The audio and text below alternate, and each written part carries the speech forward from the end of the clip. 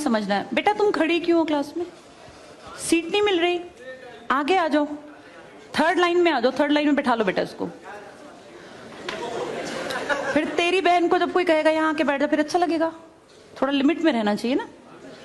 बैठ जाओ बेटा।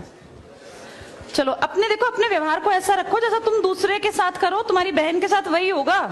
यहाँ नहीं, जहां वो कॉलेज में जाएगी वहां होगा, बस में होगा, ऑटो में होगा। समाज सबसे मिलके बनता है। तुम घटिया हो ना किसी के लिए, तो तुम्हारी बहन के लिए 100% कोई ना कोई घटिया। भगवान जो है कर्मा रिटर्न्स बैक है, ये सीधी थ्योरी है ये। और ये मैं अपने लिए भी मानती हूँ, मैं अपनी बेटी के लिए भी मानती हूँ।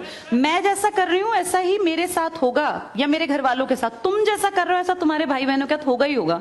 हम किसी भी बेटी के साथ गलत करेंगे ना, तो अपने आप को इसके लिए तैयार रखना कि मेरी बहन भी पढ़ने निकलेगी। आज छोटी है तो कल निकलेगी। चाचा की बेटी, मामा की बेटी, ऐसा नहीं कोई घर में रिश्ते ही ना हो, माँ भी तो होगी।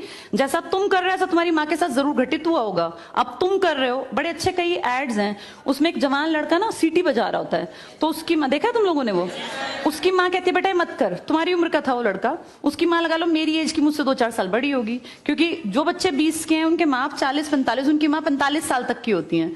तो लगातार सीटियां बजा रहा है, उसकी माँ उसको कहती है बेटा मत कर, वो इरिटेट हो जाती है। तो वो फील करता है कि मेरी माँ ऐसा क्यों, मतलब क्यों चिढ़ रही है सीटी बजाने से, घर में बैठ के बजा रहा था सीटी। तो उसकी माँ को याद आता है कि जब मैं रोज बस स्टॉप पे जाती हूँ, 45 साल की अधेड़ उम्र की एक औरत, एक घटिया लड़का, मतलब ऐसे नहीं होते बिल्कुल ही घटिया जिनकी परवरिश हो, वो रोज उसको परेशान करता है, उस 45 साल की औरत को।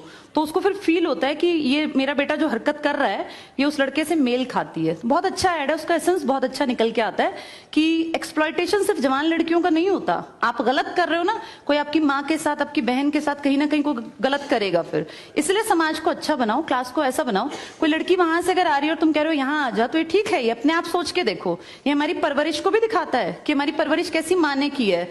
अपनी बेटियों को जितने हम संस्कार देते हैं ना, उससे ज्यादा बेटों को देने चाहिए, क्योंकि गलत करने वाले लड़के ही तो है ना, किसी के प्रति गलत कमेंट करने वाले। ये ठीक नहीं होता।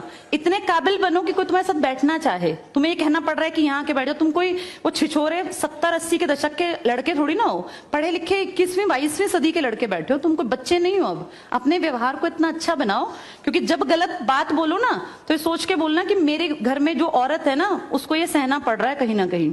तुम ही लोगों ने समाज बना रखा है, इसको घटिया बना लो चाहे अच्छा बनाओगे तो पूरा समाज अच्छा बन जाएगा। घटिया बनाओगे तो तुम्हारी माँ को भी 100% सुनना पड़ता होगा, क्योंकि ये कर्म है, ये किसी को नहीं छोड़ते। तुम सबको 4 दीवारी में नहीं रख पाओगे, तुम्हारी माँ को भी कहीं ना कहीं बाहर निकलना पड़ता है, चाहे वो मार्केट सब्जी लेने जाती हो, गांव में रहते हो तो गली में तो निकलती है ना, उसको भी सुनना पड़ता होगा, क्योंकि समाज बनाने वाले तुम ही लोग हो। तो ये ध्यान रखो सबको कि भाई किसी को हमारे किसी भी कमेंट से बुरा ना लगे, और इनको अलग मत समझो, जैसी तुम्हारी बहनें ऐसी ही ये हैं। पसंद आना कोई अलग बात होती है, पर व्यवहार अच्छा रखना चाहिए। तुम्हारी परवरिश अच्छी माने की है, कम से कम ये दिखा के चलना। चलो ये टॉपिक